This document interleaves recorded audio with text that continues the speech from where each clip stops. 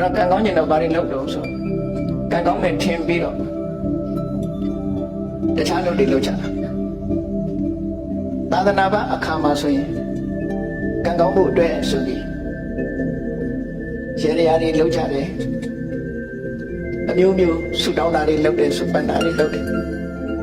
အဲ့ဒါတွေလုပ်ရုံနဲ့ကံကောင်းနိုင်သလားဒီကနေ့ခေတ်မှာတောင်မှပဲကံကောင်းကျင်တဲ့ပုဂ္ဂိုလ်ကလက်ကောင်းတဲ့အရာတွေကိုအဆောင်အဖြစ်အသုံးပြုနေကြတယ်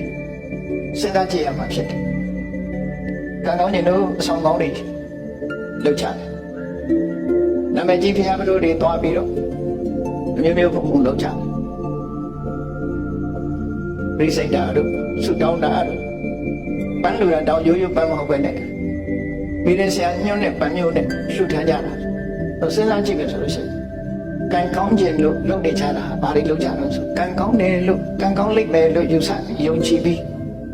တုံးတဲ့တူမတူတဲ့လုပ်တွေလုပ်ကြတယ်အဲ့တော့တုံးတဲ့တူမတူဘူးဆိုတဲ့ကံကောင်းခြင်းအကြောင်းဟာမတူညီဘူးဖြစ်တယ်မတူသည့်အတွက်ကြောင့်တယောက်လုပ်တာမှန်ရင်နောက်တစ်ယောက်လုပ်တာမှန်အားလုံးကမမှန်နိုင်ဘူးဖြစ်တယ်ဘာလို့ဆိုလူတိုင်းကကံကောင်းကြအဲ့တော့ဘုရားဗဒဝင်သူတော်စင်တွေအနေနဲ့ဒီကနေ့ပြန်စွာဘုရားဟောကြားဆုံးပါတယ်ပိဋကတ်30နေ့က9ပြတမကနာပေါင်း8400ဆိုတာညမပြေမှာထင်ရှားရှိတော့မှဖြစ်တယ်မိမိတို့ကိုယ်တိုင်လည်း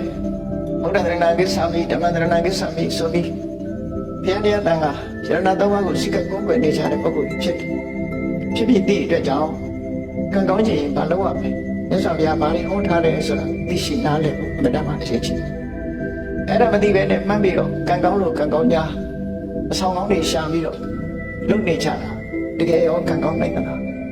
ကံကောင်းလို့ရှိရင်တော့မဆိုးဘူးပေါ့သို့တော့တကယ်ကံကောင်းနိုင်သလားဆိုဘဝမှာအာမခံချက်ပေးနိုင်တယ်ရှိမရှိအတိညာနဲ့ဆုံးဖြတ်ကြရမှာဖြစ်တယ်ဆိုတော့ကံကောင်းခြင်းနဲ့ကံကောင်းခြင်းအဆောင်ကောင်းလေးဆောင်လိုက်ကံကောင်းလာမယ်လို့ထင်ကြတယ်တော့ပြန်ပြန်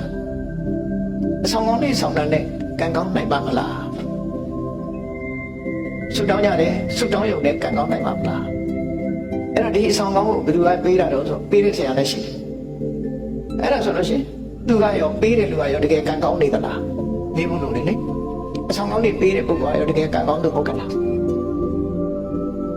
နော်ဆရာကိုယ်တိုင်ကတည်တတ်တယ်ဆိုရင်သူကမတည်အောင်လုပ်နိုင်တယ်ဆိုတာဖြစ်နိုင်ပါ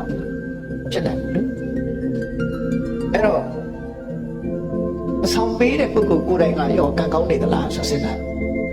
ဆုတောင်းရုံနဲ့ကံကောင်းနိုင်သလားလို့ဆိုတာစဉ်းစားကြည့်ကြည့်သူလည်းဆုတောင်းမှာပဲငါလည်းဆုတောင်းမှာအဲ့တော့ဆုတောင်းလို့ကံကောင်းမယ်ဆိုလူတိုင်းကံကောင်းကြမှာပဲဒါအားလုံးကဆုတောင်းကြမှာပဲဘုရားဆောရဟော